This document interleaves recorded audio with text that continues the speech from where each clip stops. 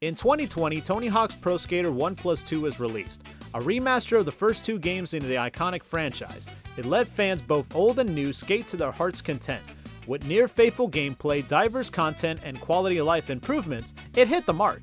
And despite launching during the pandemic, it was both critical and financially successful. Naturally, with that kind of success, the next step seemed obvious: give the same remaster treatment to the next games. But over the past few years, a lot has changed behind the scenes at Activision. Studio mergers, acquisitions, and plenty of uncertainty. Fans began to wonder, would we ever see more Tony Hawk remasters? Then came the news that Tony Hawk's Pro Skater 3 and 4 were next in line. But leading up to release, concerns started surfacing. Notably, the way career mode in Pro Skater 4 has been altered, which sparked some controversy. And with a new studio taking the lead, fans weren't sure if this remaster could live up to 1+2. So in this video, I'll be diving into the good, the bad, and everything in between to see if Tony Hawk's Pro Skater 3+4 is more than just a shiny coat of paint. If you never played a Pro Skater game before, don't worry, the controls are easy to learn with a bit of practice.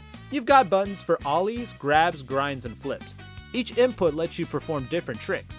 The goal is to chain together combos to rack up massive points. Fill your special meter and you'll unlock high-scoring moves like the 900 or the Ghetto Bird. But if you bail out, you lose your combo and your special meter.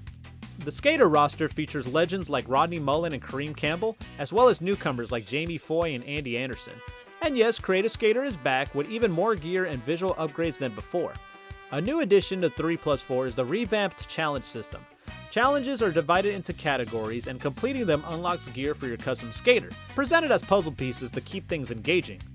Now for the big issue, career mode in Tony Hawk's Pro Skater 4. Originally it was open-ended, it's now been scaled back to the classic 2-minute time sessions. Yes, you can adjust the timer, but you can't turn it off. Still, despite that change, career mode in both 3 and 4 is a solid experience. From collecting letters, chasing high scores, finding secret tapes, classic stuff that still delivers. Multiplayer is mostly unchanged from 1+2, but the big upgrade is cross-platform play. It adds to the chaos, and despite a few lag spikes, it runs fairly smooth. Now, let's talk about the soundtrack.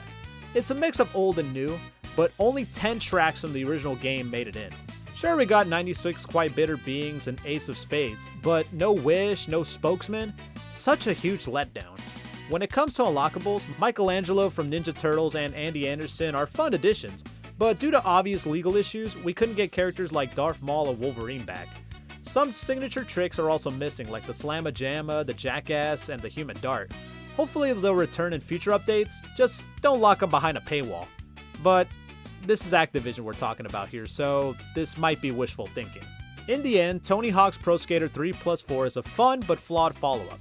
The gameplay is still tight, the challenge system works, and the roster is solid, but the changes to career mode, the missing music, and the absence of iconic tricks hold it back from reaching the same legendary status as 1+2. Still, it's a worthy addition to the series, even if it doesn't quite stick the landing. Whether you're chasing high scores, pulling off insane combos, or just vibing out to the music, there's enough here to keep your wheels spinning, until we get to the underground, if you know what I mean. But until then, keep skating, and try not to bail. Thanks for watching this video. If you enjoyed it, hit that thumbs up. If you haven't yet, hit that subscribe button and turn on notifications.